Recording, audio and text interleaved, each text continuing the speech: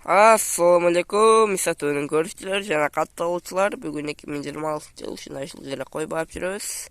Силерге бир маалымат берип кетейин. Жана 500 миң сомго кандай иш кылса болот жана кандай бизнес кылса болот. Ошо бир айтып кетем. Видеонун башында айта кетейин, каналга катталып, лайктан басып, комментарийден жазып коесуңар. Кийинки видеолордо эмне болсун, ошону деле жаза кетиңиздер. Так, баштасак. Примерно 500 миң сомго кандай бизнес кылса болот.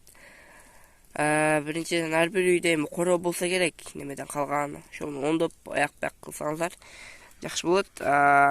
500 миң сомго примерно 25 миң сомдон 25 миң сомдон жакшы эле козу кочкорлорду берет. Мындай айткандачы, жакшы. Алардан 25 миң сомдон эмес, 15 миң сомдон дейли, 20 миң сом дейли, нормально. 20 миң сом дейли. Примерно 200 миң сомго 10 келет экен, 10 20 мындай айтканда 20 жакшы козулардан аласыздар. 100 миң сом ашатта бул жактачы, 100 миң сомго эмне аласыздар? 50 миң сомуна жем аласыздар, 50 миң сомуна лишний расходторго жүмпүн алдырганы, жана дары-пары, аяк биягына атлай иштетип коесуздар. 20 баштайсыздар, ишти баштайсыздар, иши оңой. Койдо береке бар дегендей. Кандай кой болобу? Ушу койдо береке бар. Ушундай жайып койсуз, жүрө берет. Карап, жакшы карасаңыздар, жакшы болот да. Ама карап аяк бак кылсаңыздар, бизнес эле паска кетет. Бул түлкү алып эле багсам чоңоюп кетет деген ойлор болбосун. Багыш керек жакшы. Жакшы баксаң, жакшы пайда түшөт да, мындай айткандачы. Ошо. Анан алып жемди так 2 мал берсеңиздер болот. Эртең менен болуп калат. Так 1 мал болсо деле боло берет да, мындай айтканда коз кочкорлорго болот 1 мал. Эмнеген саар берсеңиздер болуп калат да, качкарынгачы. Кичине кечирээк берсеңиздер жакшыраак да. Оттоп келип жеп кечиге ичиде сиңирип аяк бак кылып дегендейчи болот.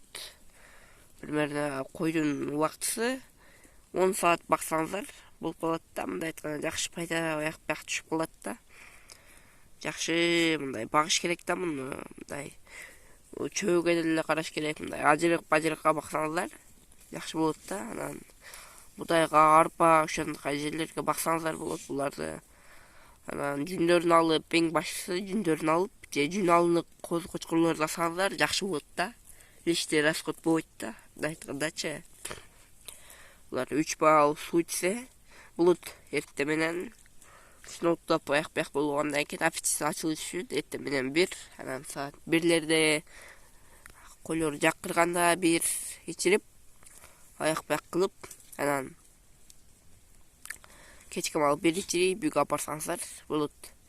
20 козу менен пайда жакшы эле дейм да. Күнүнө бир айга бир примерно алып сатсаңыздар 50-100 миң сомго чейин тапсаңыздар болот да.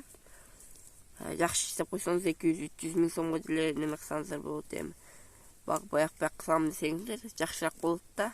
Себептип примерно бир айда 5 миң 6 миң кошуп дегендей да, бир койгочу. Ушундай эле жакшы болуп калат да, койдон 10 миң ошондой. Бир 50 миң түшүп калат дегендей аяк бягы мененчи.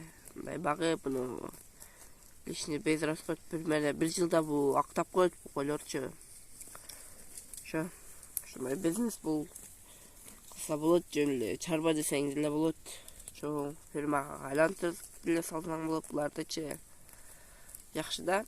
Жакшы кой болсо, жакшы балан берет эми. Койдун жаманы болбойт дегендей.